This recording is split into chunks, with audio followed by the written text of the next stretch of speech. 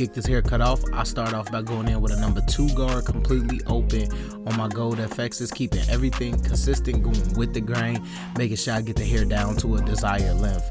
Remember, when cutting your client hair, always consult with them and make sure that they don't have calyx in the front. This client right here specifically did not have a calyx in the front, but that's something that we leave out a lot when we talking about cutting hair or going with the grain. Don't just go through somebody's hair as if they don't have calyx. Always check the hair out and ask the client as well, because that could always help and benefit you when cutting hair.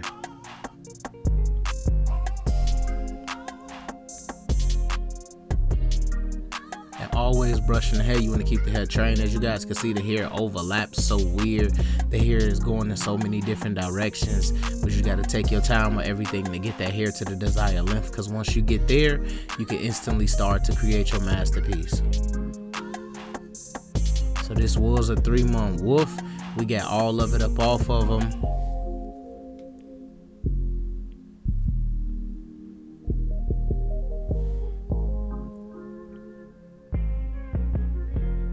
And the crown will be a 2 as well.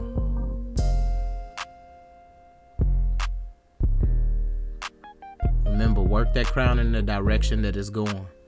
If you cut against the crown, you will destroy the crown, which will label you a crown killer. Right here, I go in with an Andis T outliner, and I just go in like in a rainbow motion, giving myself a circular taper. Then I go in with a number 2 guard on my gold FXs completely open against the grain, debulking the side area, prepping it for a nice transition and a nice taper. Then I go in completely open on my gold FXs, giving myself about an inch of a guideline. And then I go completely closed, and then I hit the bottom of that, and then I'm gonna go halfway and hit that area as well.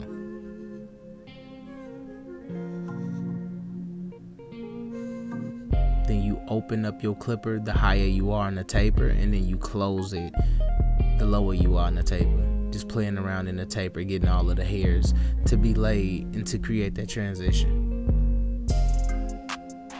Then I go in with my Andis mask is completely open with a 1/16 guard, about a half of an inch. Because I know I cut them down to a 2, I got a lot of room to work with. So going up with this 1/16 guard, not finna do nothing but just set me up for the kill shot and my taper.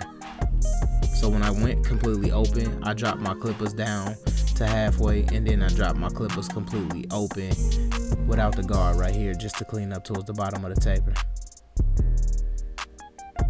And then go in with my 1/16 guard, cleaning up towards the back of the taper.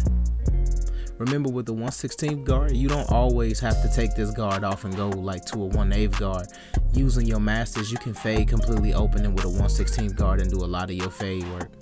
You don't really have to use too many guards with this clipper. That's why I love it so much.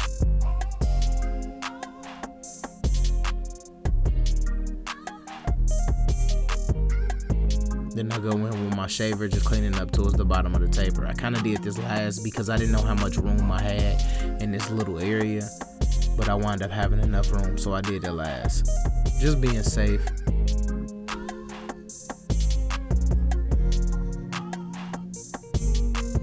Then I go in the back with the Andis T outliners, giving myself about an inch of a guideline just so I can create some space for a nice taper.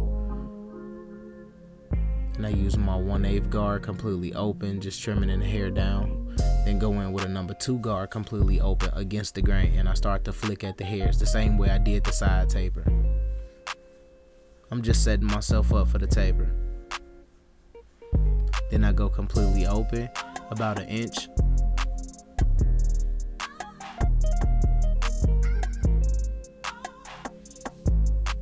Then I go completely closed, and I just start to hit the bottom of the taper, creating my transition and just enjoying my process for what it is. Sometimes as artists and as barbers behind the chair, we kind of tend to get used to just doing a service, and sometimes we forget to enjoy the process. We are creating a masterpiece. Remember, this is our art.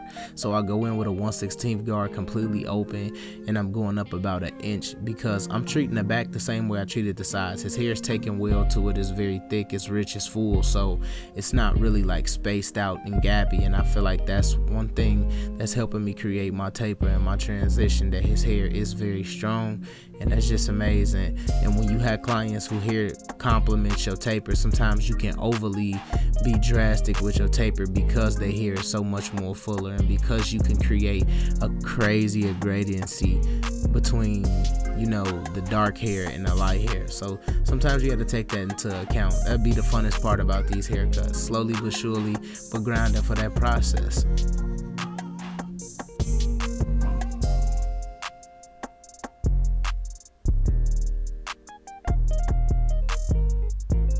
As you guys can see, you don't need too many guards to finish a taper with these masks. It happen quick.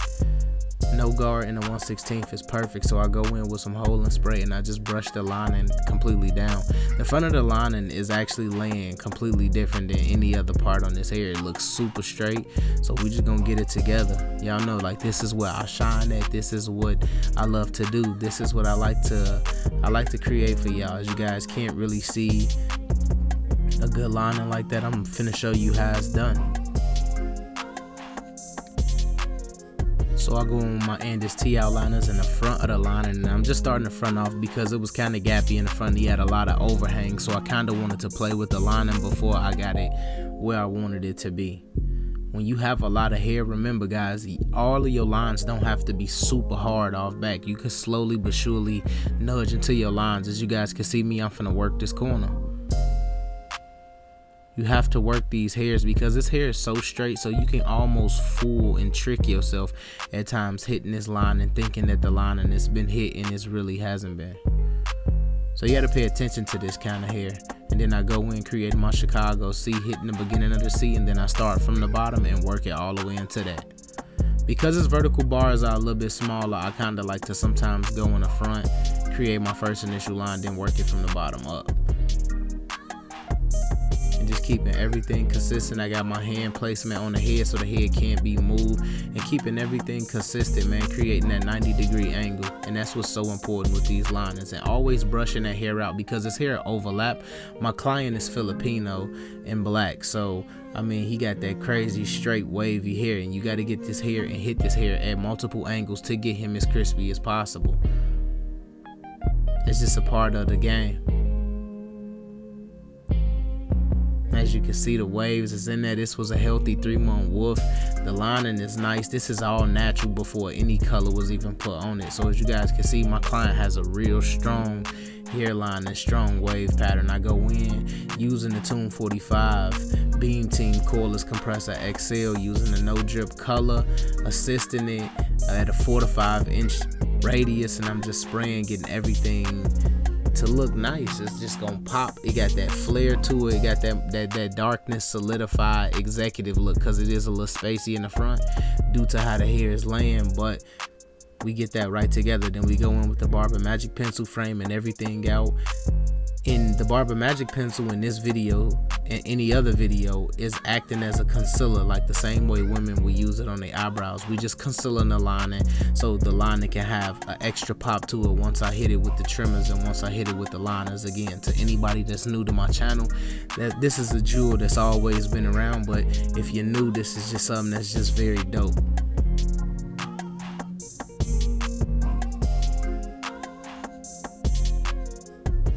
Then I go in with my T outliners and just re-hit the lining.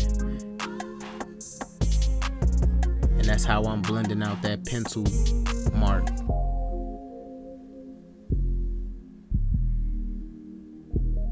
Having full control of the client head, I always got a finger or another hand placed on the head. I'm keeping the head completely straight for me because I gotta be able to give that sauce off. That's what's so important. Like, there's no excuses behind this chair.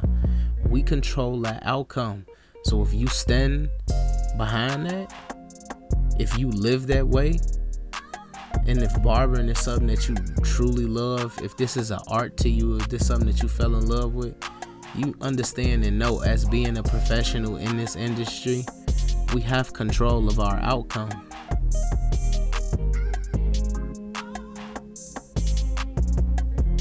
I got that Tune 45 triple cartridge razor, using the super exposed cartridge, and I'm using Dorco primes, and as you guys can see, I got my boy crispy. Stretching the skin, angling the razor at a 45-degree angle and bringing everything back to the line.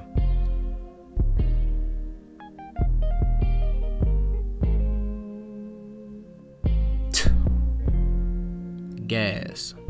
Glacier Gang, y'all know what time it is, man. We just did a dope 3-month transformation on the Filipino, man. As you guys can see, look at the waves he dipping. The lining is clean, the taper is wild. Like, shout out to my boy for coming out.